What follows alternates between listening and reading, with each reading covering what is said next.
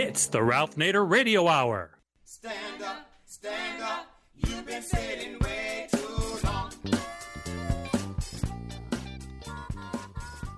Welcome to the Ralph Nader Radio Hour. My name is Steve Scrovan, along with my co-host David Feldman. Hello, David. How are you? Very good. Hello. And of course, the man of the hour, Ralph Nader, is with us. Hello, Ralph. Hello, everybody. Action November 8th time. All right, we have another great show for you today. And we're going to start with one of my favorite guests who's been on the show before. Many journalists and pundits cover war from a safe distance in a clean studio. Few have experienced the gritty reality of war like Chris Hedges. He spent nearly 20 years overseas as a correspondent for the New York Times, getting to know war up close and personal. He wrote eloquently about it in his award-winning War is a Force That Gives Us Meaning, where he states, quote, "The rush of battle is a potent and often lethal addiction, for war is a drug, one I ingested for many years," unquote. Today, the war in Ukraine is raging. Establishment news outlets offer up generals and State Department officials to tell us the partisan, political, and strategic story of war that seems only to fuel that addiction and keep us rooting for, quote unquote, our team. In contrast, Hedges has written another book about the subject titled War is the Greatest Evil. In this new book, Hedges draws on his firsthand experience to tell us the story of the hidden costs of war and what it does to individuals, families, communities, and nations. We look forward to talking to Chris about how we, as a society and as individuals, can possibly overcome this ultimately destructive addiction. In the second half of the program, we'll turn to the midterm elections. This November, most voters will end up choosing between a Democrat and a Republican for Senate, House, state, and local seats. The GOP is arguably the worst it's ever been, serially corrupt, anti-labor, violence-prone, and reliably authoritarian. So why aren't Democrats on the offensive? This summer, Mark Green and Ralph assembled prominent progressive advocates, strategists, and civic leaders for Winning America 2022, a virtual briefing on smart policies and messaging for Democratic candidates. Mark will join us today to give an update on the Winning America digital resources. He and Ralph will explain how candidates can run on a platform that champions democratic populism and refutes dangerous extremists and corporate abuse. And as always, somewhere in the middle, we'll check in with our corporate crime reporter, Russell Mokhiber. But first, let's talk to Chris Hedges about the evils of war. David?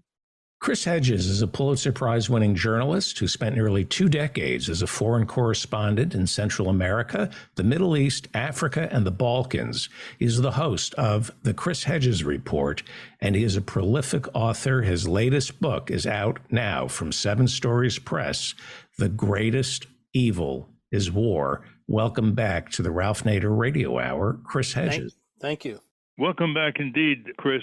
I see this book of yours as a sequel, update, and expansion in terms of its impact of Marine General Smedley Butler's book in the late 1930s called War is a Racket, which people are still reading. And he got the Congressional Medal of Honor twice, and he basically said he was a tool for Citibank, for the oil companies in the Caribbean, Central America, East Asia. It's one of the greatest confessions, and he had some photographs at the end of the book on the grisly effects of war. So he didn't spare either words or visuals.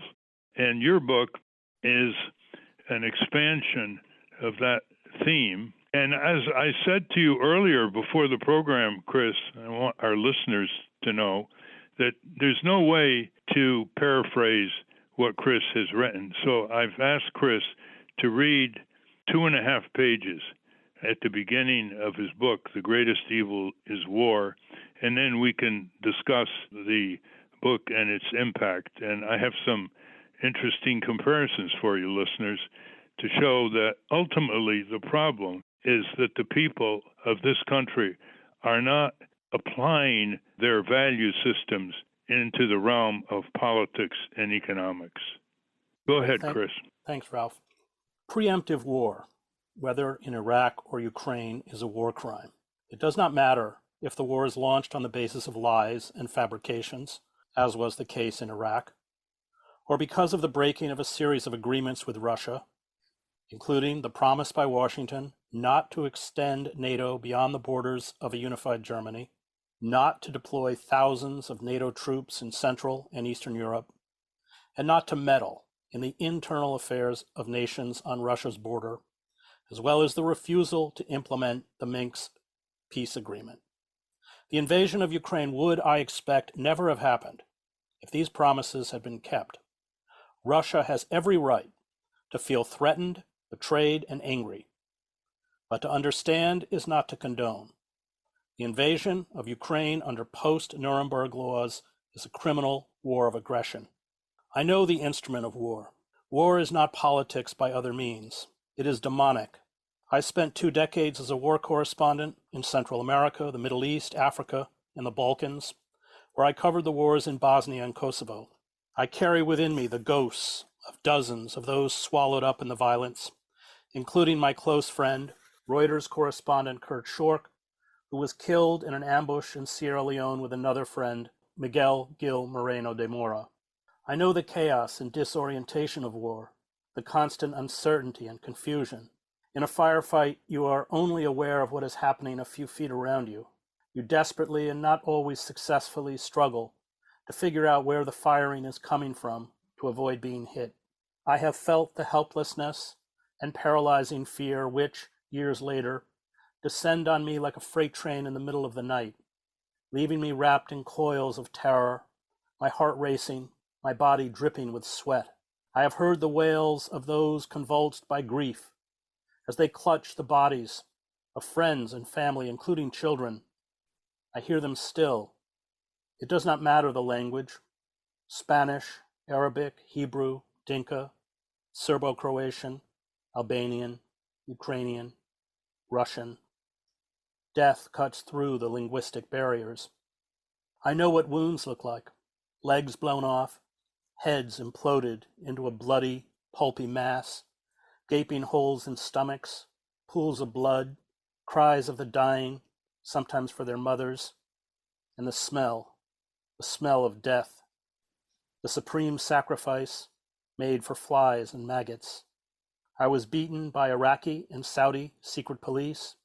I was taken prisoner by the Contras in Nicaragua, who radioed back to their base in Honduras to see if they should kill me, and again in Basra, after the first Gulf War in Iraq, never knowing if I would be executed, under constant guard, and often without food, drinking out of mud puddles. The primary lesson in war is that we as distinct individuals do not matter.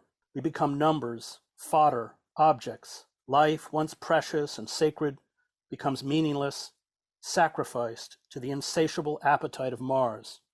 No one in wartime is exempt. The landscape of war is hallucinogenic. Eugene Sledge calls it the kaleidoscope of the unreal. It defies comprehension. War, like the Holocaust, as Barbara Foley wrote, is unknowable. Its full dimensions are inaccessible to the ideological framework that we have inherited from the liberal era. You have no concept of time in a firefight: a few minutes, a few hours.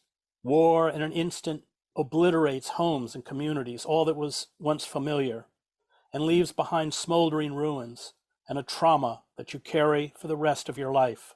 I have tasted enough of war, enough of my own fear, my body turned to jelly, to know that war is always evil, the purest expression of death, dressed up in patriotic cant about liberty and democracy, and sold to the naive as a ticket to glory, honor, and courage. It is a toxic and seductive elixir. Those who survive, as Kurt Vonnegut wrote, struggle afterwards to reinvent themselves and their universe, which on some level will never make sense again. Walt Whitman, who tended wounded soldiers in hospitals during the Civil War, wrote in a heading in his notebook, "The real war will never get in the books."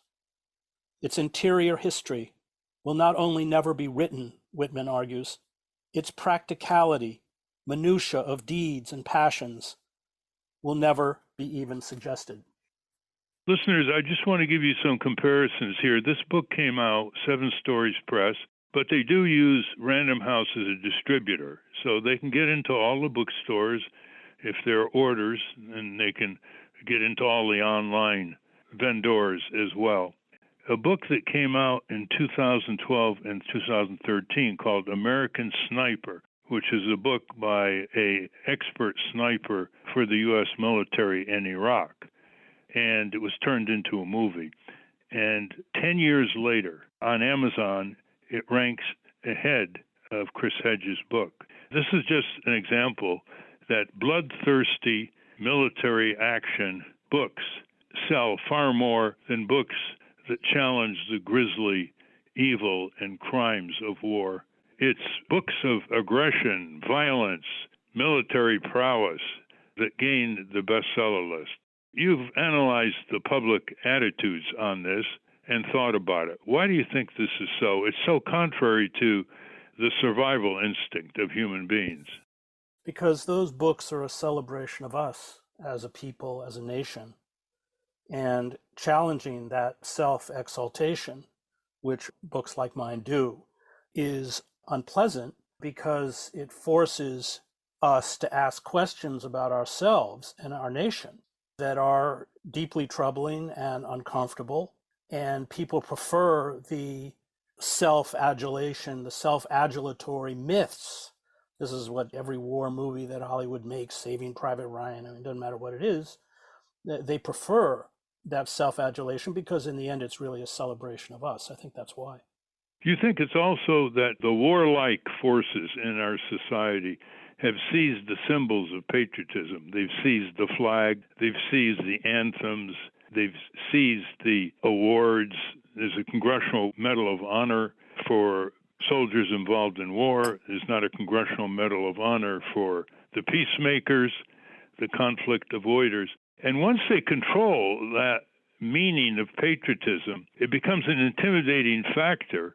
And people who otherwise would step up and speak out are afraid to go against that symbol with all its holidays and all its marching bands, etc., for fear of being accused of unpatriotic behavior or worse. Anything to that? Yes. I mean, I think in any militaristic society, that's exactly what happens. So even Robert E. Lee, who was a traitor, fighting for one of the worst causes that any war ever embraced, has full portrait in a Confederate uniform is hanging in the library in West Point. And not to mention the fact that there are all sorts of parts of West Point that are named after him. So it is a celebration of those martial qualities, which you're right, are fused with the idea of patriotism. I mean, what is a patriot? A patriot, I would argue, is someone who works to make the country a better place, which would preclude a figure like Robert E. Lee and probably, all sorts of other military figures as well. Martin Luther King would be, in my mind, a patriot, but that's a different definition of patriotism. So much of this lies, this hijacking of the iconography and symbols and language of the nation and the highest form of patriotism, much of it lies with the media and, of course, with the entertainment industry. And it's very hard to fight against. Yeah, well, there are Veterans for Peace and Iraq veterans that are trying to do their bit. But it starts in the schools, too. It starts right in the first grade. Right, exactly. That's right. This book is very hard to describe, listeners, because it has a diverse impact in its contents. It's not just a one-note type book symbolized by its title, The Greatest Evil is War. We're speaking with Chris Hedges. Chris, it is true historically, is it not, that militaristic societies eventually devour themselves, like Sparta? Well, or like the Athenian Empire, the Roman Empire, the Austro-Hungarian Empire. Every empire ultimately devours itself, and historians like Arnold Toynbee argue that the prime reason that empires disembowel themselves is unchecked militarism. I studied classics. That was certainly true in Rome. It had 1 million man army. At the end, the Praetorian Guard was auctioning off the position of emperor to the highest bidder. We're not too far away from that ourselves. The Pentagon is totally out of control. It hasn't even been audited for a decade.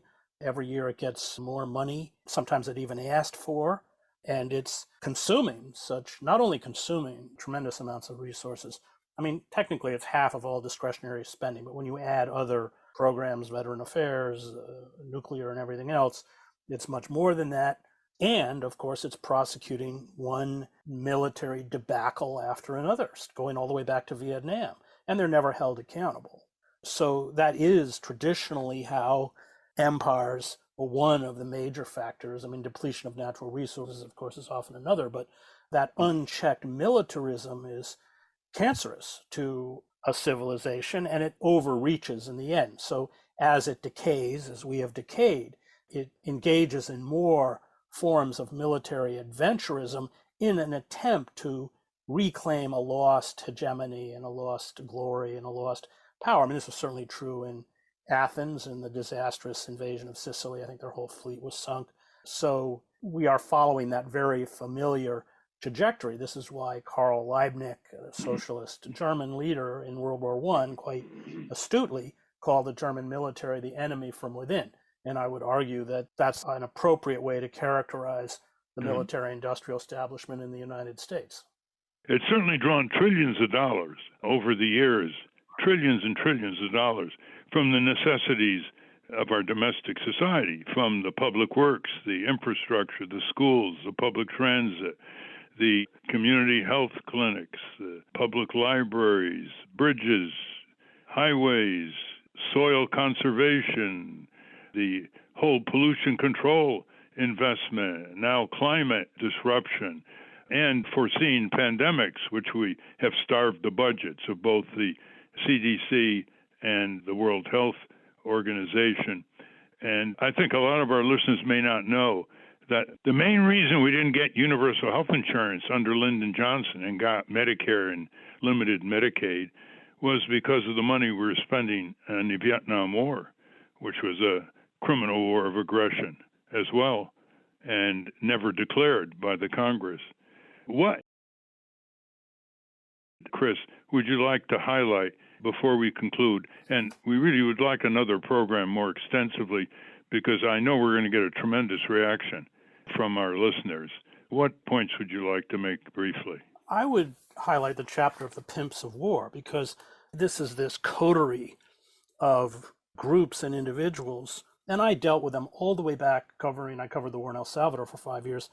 Elliot Abrams and Robert Kagan worked for Abrams in the State Department under the Reagan administration, and their job was really to just attempt to discredit all of our reporting on the ground, because the Salvadoran death squads run out of 3 different military units run by the government were killing between 700 and 1,000 people a month, innocent, unarmed civilians.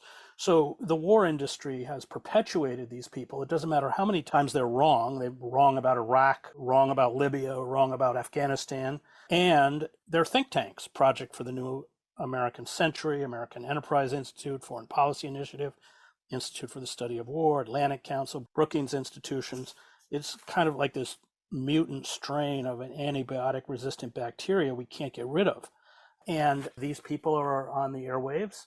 They were the people who sold us the war in Iraq, which alone should discredit anything they have to say about Ukraine. They are incredibly cavalier about the possibility of nuclear war, which they all acknowledge. I think Brennan the other day said there's now 1 in 25% chance of nuclear conflict. All of these people, Kagan, William Crystal, and others. And what's interesting is that both parties are war parties. What's cruelly paradoxical is you were an award-winning military correspondent and reporter on other subjects for the New York Times for over 20 years, and you can't get into the New York Times op-ed page, and your book, The Greatest Evil is War, I don't believe was reviewed by the New York Times book section. On the other hand, the consummate, admitted warmonger, John Bolton, who was for a limited amount of time the security advisor on terrorism to Donald Trump, he wrote a book which, by the way, said that obstruction of justice was a way of life in the Trump White House. Obstruction of justice is serious crime. He wrote a book. It was reviewed in the New York Times, and he gets in op-eds in the New York Times and Washington Post. And he just admitted very recently that, he's advocated coup d'etats. He advocated the bombing of North Korea. the toppling of the Iranian regime by military means, a Yale law graduate who doesn't know about the constitutional restraints on wars that are not declared by the Congress, not to mention other international law illegalities. How do you explain that?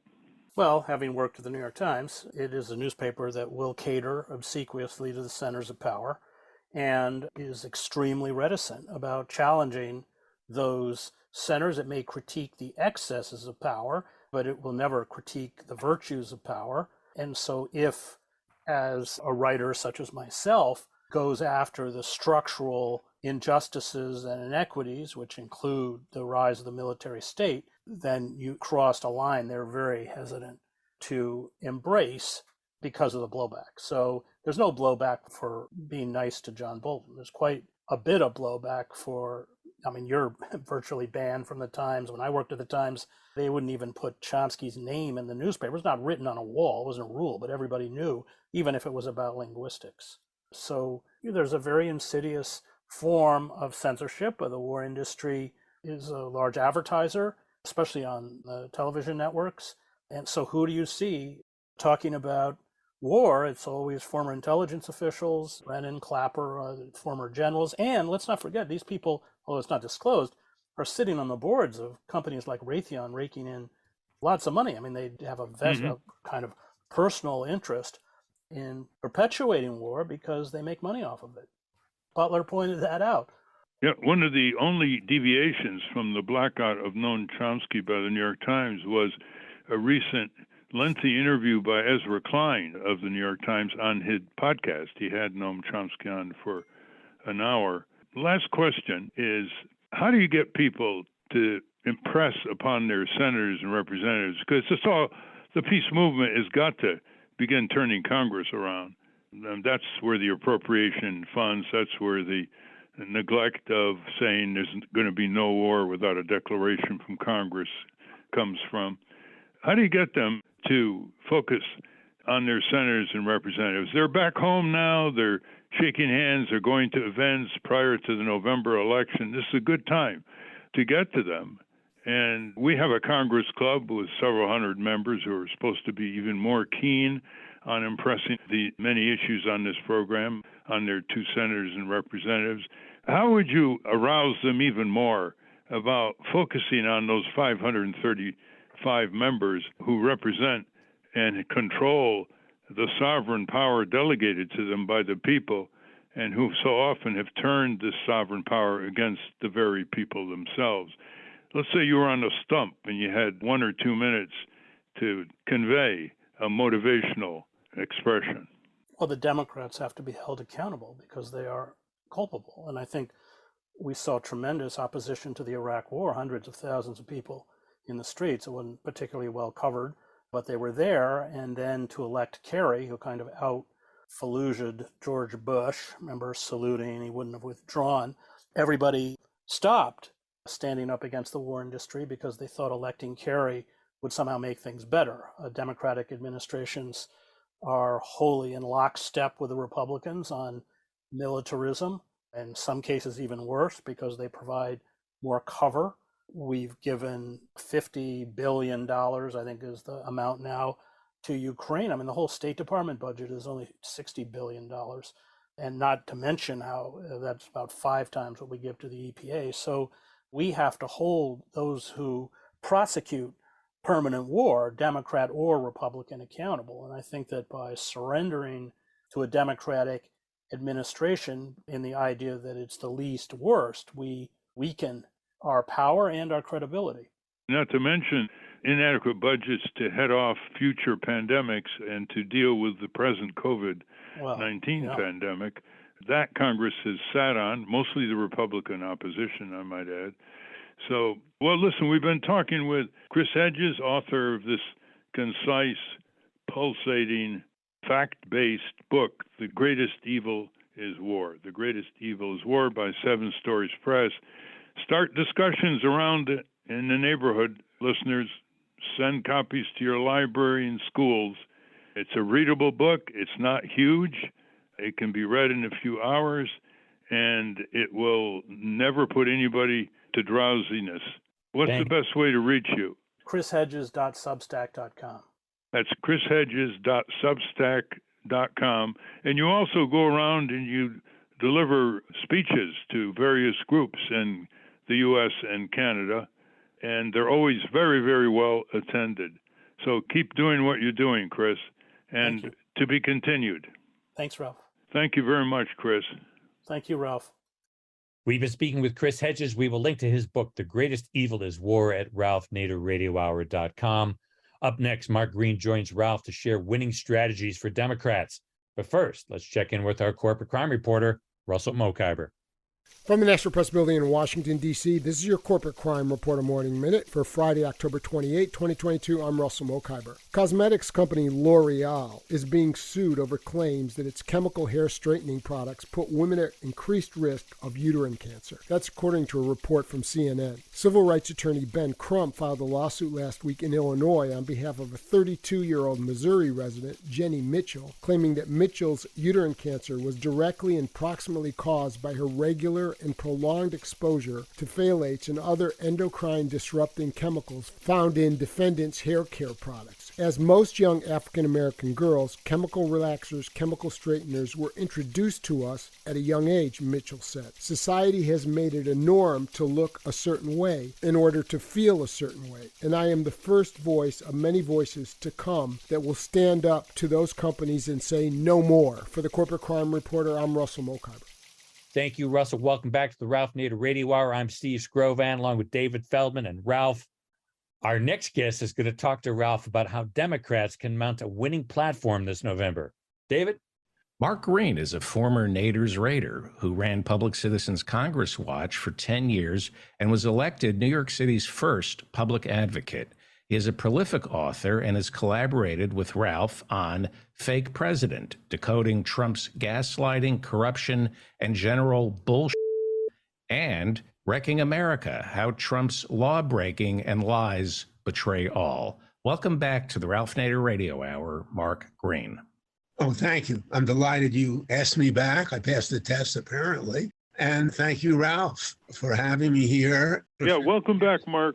You know, over the last 7 or 8 months, you've been hard at work with me to create something called winningamerica.net with some 24 civic leaders and advocates. Can you tell our energetic listeners what's this all about? Well, Ralph thought up, and then we started collaborating in February based on a few premises. One is Democrats seem to have given up. They said, yeah, there's going to be a red wave, which is self-defeating. You don't just surrender before the first shot.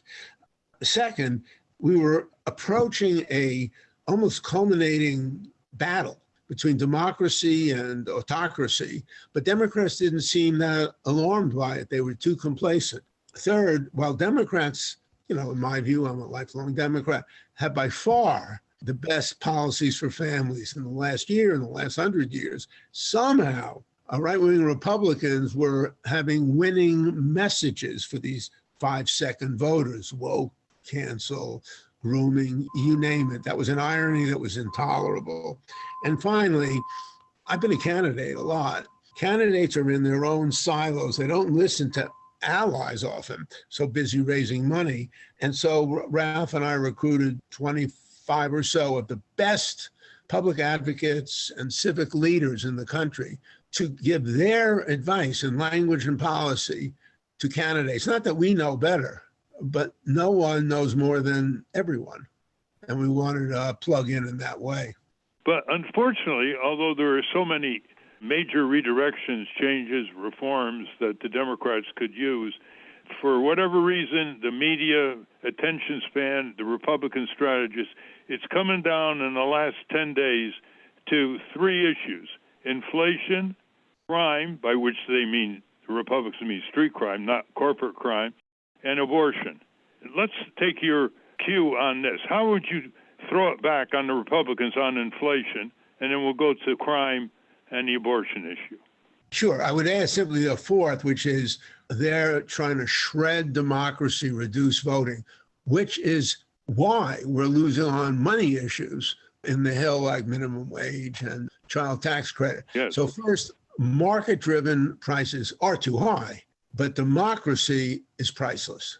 And when we talk about inflation, candidates have to put it in the right context, which sounds defensive, but it's one sentence. Yeah, inflation is high because of worldwide inflation, and we're doing better than other Western countries, and because of price gouging by corporations with market power.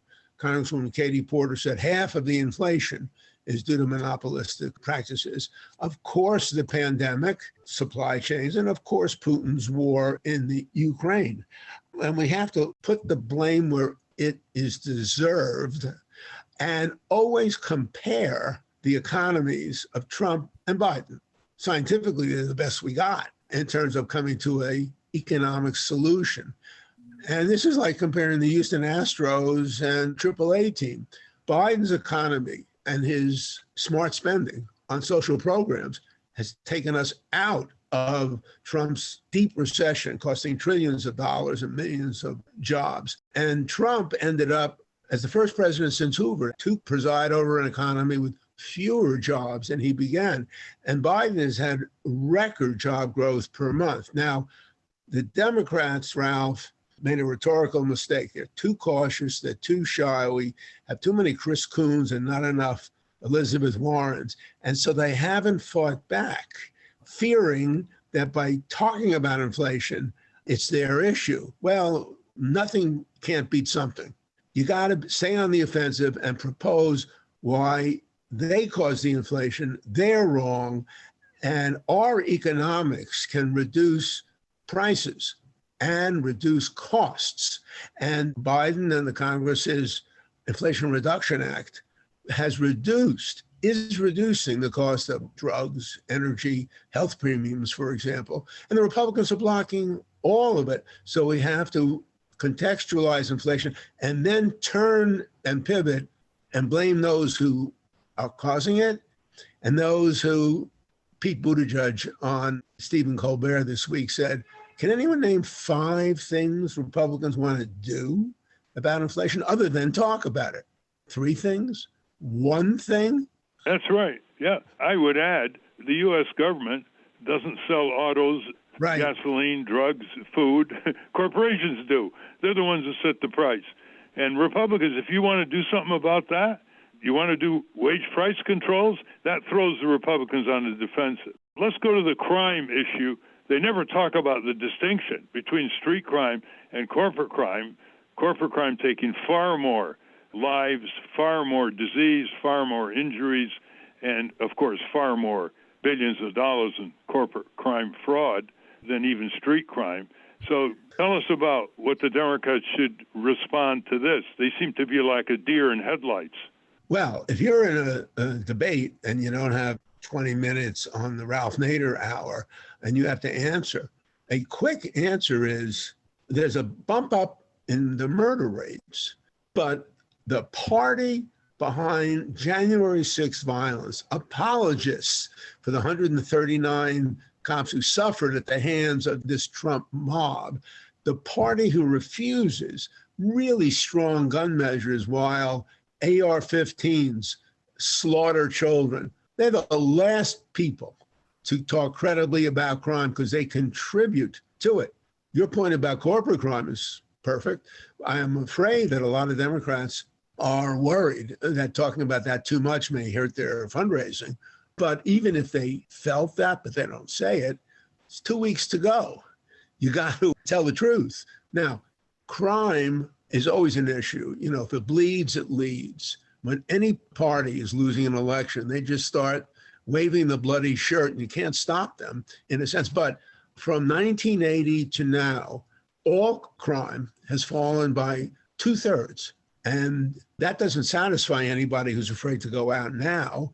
And so you put it in a historic context, explain and blame Republicans, and then show how our programs on community policing and guns and funding police departments more, not necessarily more cops, but with more programs to handle the mentally ill, as a way of being negative and positive.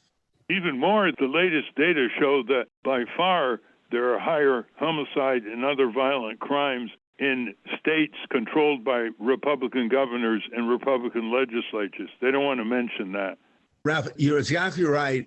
In the Oklahoma gubernatorial debate this week, the Democrat said that crime rates in Oklahoma under you, Mr. Incumbent, are much worse than New York City. He laughed. The Republicans in the audience laughed because that challenged their stereotype and shibboleth. In fact, 8 of the 10 states with the highest murder rates have red governors, and our red states, this contradicts their slick assertions, but they have to take responsibility for the crime that, at least empirically, is higher there. Let's go to reproductive rights. Well, as a moral and legal issue, the Dobbs decision on abortion overturning Roe v. Wade is immoral, and it attacks women's autonomy and control of themselves. Politically, let me add, it has affected, as it should, millions of families and millions of women who now can't family plan. When you don't know when you can, if necessary, have an abortion, it's hard to make economic and family decisions. The Democrats are advertising on their support of Roe v. Wade, which is 2 votes short in the Senate of being enacted by legislation, because this Supreme Court won't change its mind.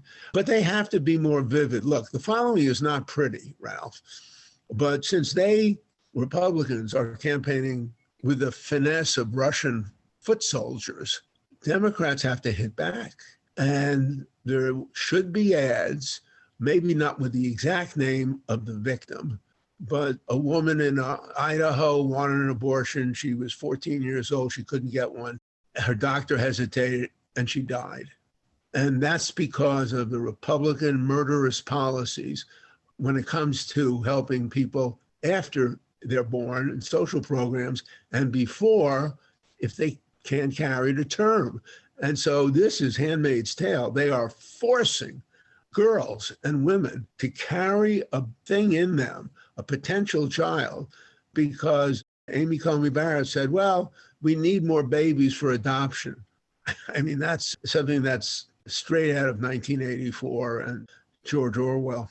As has been said, Mark, we're talking with Mark Green, former public advocate for New York City, author of many books, corporate critic. As has been said many times, the Republican pro-life stops at birth. And so they don't care about neonatal care. They don't care about nutritional requirements. They don't care about using available Medicaid funds to give health insurance to kids. They don't care about paid family leave and sick leave and daycare. So they're very vulnerable on the children issue, which is a left-right issue. I mean, parents of children reverberate to the critique, I think, of the Republicans' assault on children.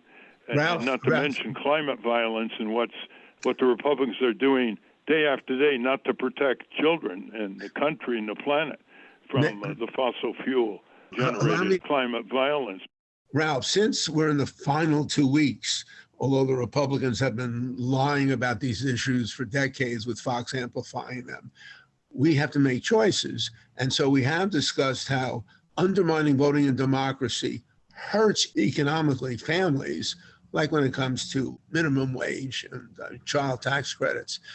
And second, how we have to turn around the crime and inflation issues.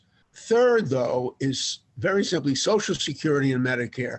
People understand that. They don't have to be educated. And if Democratic candidates, especially the White House, as Biden finally has started doing this week, say you've been paying in for Social Security and Medicare, and they want to cut it, threaten to wreck the economy by not raising the debt limit when it comes up, for a benefit that you've been paying into the government for years. And so if you want to protect your Social Security and Medicare, you have to vote for the party that created it, not the party who wants to end it. You've run a lot of campaigns. You've run as a candidate, Mark Green. Tell us about all-night campaigning, which members of Congress who are in close races, like Tim Ryan in Ohio and Katie Porter in California and others, should listen very carefully in the next few days to get out certain kinds of votes. Tell us about midnight campaigning and how it went when you were running for mayor of New York City. Well, if I don't want to embarrass him, but Ralph gave me the idea of, as a actual but symbolic way, to connect to all the people who are the silent supporters of our economy and society. They work all night at diners and hospitals, at transportation hubs. And so if you campaign all night, which I did one night, and I took along a bus of people who were friends, supporters, union heads, it's exhilarating. You know how when you're working hard late at night, you kind of get a shot of adrenaline. I hope you do. And B, it could speak to all those other workers who don't work all night, but want a candidate who's on their side, not just in rhetoric about culture wars, but is committed to doing it. Now, a candidate may say, oh my God, I'd be so tired. Let me assure you that it's more exciting than tiring. And for one time in the campaign, if you have to hit the sack at 7 a.m. and sleep till 1, your campaign will go on without you for that time, but you would have made, in a very dramatic way, this point. Yeah, there are over 20 million workers in this country who work the midnight shift. They never see a candidate. They feel excluded. And putting out a press release recognizing their contributions and then campaigning throughout the night, it's easy. And Democrats in close races or not close races should respect these people and devote one night to all-night campaigning. So listen, if you know any of the candidates, it could be state, local, national, give them that idea. It's a good one. Let's get to the most serious problem that Republicans confront. They are destroying democratic practices, from elections to getting rid of health and safety regulations to shutting up the people who want access to justice, want access to their government, and who want to voice their concerns. This is a autocratic party, and you've written one of the best books I've ever read called Losing Our Democracy some years ago. What would you say on this if you were Democratic candidates in the last few days of the campaign? Well, thank you for mentioning that. I wrote Losing Our Democracy in 2004 and showing how the rules of the Senate, the filibuster, the 2 senators per state, comparing California and Wyoming, and then political action committee money, and now dark money. All of this has been happening and worsening because Mitch McConnell wants to rake in the money. He doesn't care about democracy. And because this Supreme Court, in a 5-4 decision a few years ago under Justice Roberts, said, well, money is speech. And so we don't want to limit spending. Money isn't speech. I mean, if I say, hey, here's a bribe, well, that's speech, but it should be sanctioned. Look, they want to, in effect, end our democracy by reducing voting. They claim, oh, that's because of voting fraud. Well, the fraud are Republicans. Those are the only people this year who have been caught trying to vote twice and 3 times, like the people in the villages, it's so-called, in Florida. And the Republicans, are not subtle, as I've said, and they throw out these slanders about AOC and Bernie Sanders. Oh, they're communists, they're murderers because of their pro-life stance. Well, we have to not say no, we're not. Those are ridiculous charges. But we have to meet strength with strength. They are killing women by denying them safe abortions, and they are neo-fascists. What does that mean? Well, Mussolini had his black shirts. Trump has Proud Boys and Oath Keepers. He is militarizing his radical base by saying, hey, stand by inciting the January 6th riot and then trying to overturn the government. Last, they are extreme. Democrats are mainstream. And if they yell about that and they are called what they are, if they call Democrats communists, which is a lie, the least we can do is tell the truth about them being neo-fascists. If you look at the MAGA mobs, both physically and online and by phone, when they threaten local officials who are quitting in droves, that's fascistic. And if you don't like Biden's proposal, it's not big enough on student loans, forget about it. Don't make the perfect the enemy of the good. The enemy is them who want to end the 246-year experiment called constitutional democracy. That's what's radical, not the party that wants to help struggling families. Well, as you pointed out, Mark, Eisenhower, Senator Robert Taft, even Reagan would be appalled at what the Republicans are up to. I mean, we haven't even touched the surface of their designs for the country and the repudiation of the right to vote by certain people, not counting the votes, purging the votes, threatening the volunteer precinct workers, as you said. And, of course, they've out-gerrymandered the Democrats. They just have more energy. And the redistricting fight in these very states where they pick the voters don't pick them. Now, to summarize, if I could, dangerous extremists are trying to steal our votes and our wallets. You have to get in both the destroying democracy, and that economically hurts our families. And so at the level of rhetoric, Republicans always say when they're challenged on race, oh, we're the party of Lincoln. Democrats today, if you look at Lincoln's record, of course, on civil rights, infrastructure spending, the rule of law, Democrats are the party of Lincoln, not Republicans. Trump's GOP, they want to be lawmakers to break the law and violate the Constitution and crush our democracy and put the plutocrats in charge. Behind all these Trumpsters is the corporate state, Wall Street over Washington, turning the government against its own people. David? Steve? Yes, Mark and Ralph, we have a question here from a listener, Elizabeth Axtell. She's a regular listener. And she asks, why aren't the Democrats fighting harder? What are they for? In a recent article in Harper's Magazine, Andrew Coburn writes, quote, ever since Bernie Sanders' 2016 campaign, Democratic Party leadership has made it abundantly clear that eliminating the leftist insurgency is perhaps its highest priority, unquote. Is the Democratic Party leadership really interested in winning or maintaining control of the party, she asks. Well, I assure you that Nancy Pelosi and Joe Biden, as much as any of us, want, of course, Democrats to win and to stop these fascists called the Republicans. So what's going wrong? Joe Biden got famous and president over 4 decades by being a kind of bipartisan kumbaya unifier. It's not his natural skill to punch back at Republicans over the course of his career. And finally, with 2 weeks to go, which is pretty late, but still in time, he is hitting back on Social Security and soon inflation. Second, where's Kamala Harris? Nice person, smart person, successful. I haven't heard one word from her. You know, it used to be that vice presidents, remember, with the Bob Dole types who would take on the other party. She's nowhere. Third, when people glibly say, oh, MSNBC, it's just a liberal Fox.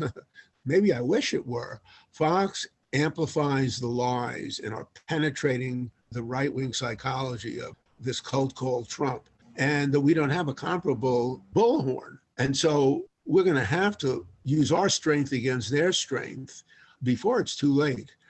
Well, you know, for that matter, where's the AFL-CIO? We haven't heard much from organized labor and the unions, and we've tried to get the head of the AFL-CIO on the program. She denied our invitation. You know, it is true. The other side is more messianic. They have higher energy levels than the liberal Democratic side. It's almost funny, but Robert Frost wrote, a liberal is someone who won't take his own side in a debate. And that kind of calm response does not meet this moment of Marjorie Taylor Greene and Newt Gingrich. David? Hi, Mark. Ralph has said countless times on this show that the Democratic Party's message should be give yourself a wage, vote yourself a raise, vote yourself a raise. And over the weekend, I was Googling the word used most when it comes to the midterms, and it's wages. It's not abortion, not inflation, not Ukraine. American voters care about wages. It's been 13 years since the minimum wage has been raised. The minimum wage is $7.25. It hasn't been raised since 2009. Biden promised to raise it. He didn't. So essentially, The minimum wage doesn't exist anymore. The Democrats, through an action, got rid of it. And am I wrong to be utterly convinced that if the Dems ran on giving Americans a raise, they would win every election cycle in a landslide, that in the end, all this divisiveness would mean nothing if they delivered on raising the minimum wage and raising voters' salaries? Well, that success would be not just a talking point. You can run on it as FDR ran against Hooveronomics. But may I disagree with you when you said the phrase, Biden hasn't gotten us this raise in the minimum. Of course, he wants a raise. I think he's set to $12.50 or $15 an hour. It's the Republicans who are blocking him. But let me turn to Ralph, who, let me say at the risk of embarrassing you, for a decade, Ralph has been yelling privately at candidates, why don't you talk about the minimum wage? The other side wants to abolish it, if not reduce it. It's a winning issue, and there a referendum on raising your well-earned pay. It always passes. Ralph, why don't you, since you've pioneered on this? David is right. It appeals to all voters. There were referendums, 2 in Florida to raise the minimum wage, which won big against huge TV ads by the fast food industry and people like Walmart. There was a referendum some years ago in Arkansas to raise the minimum wage. It won big. Texas is ripe for it if O'Rourke makes it an issue. But it's quite baffling that the Democrats don't talk about this again and again. Recently, they passed it in the House, and of course it was blocked in the Senate because of the filibuster by the Republicans.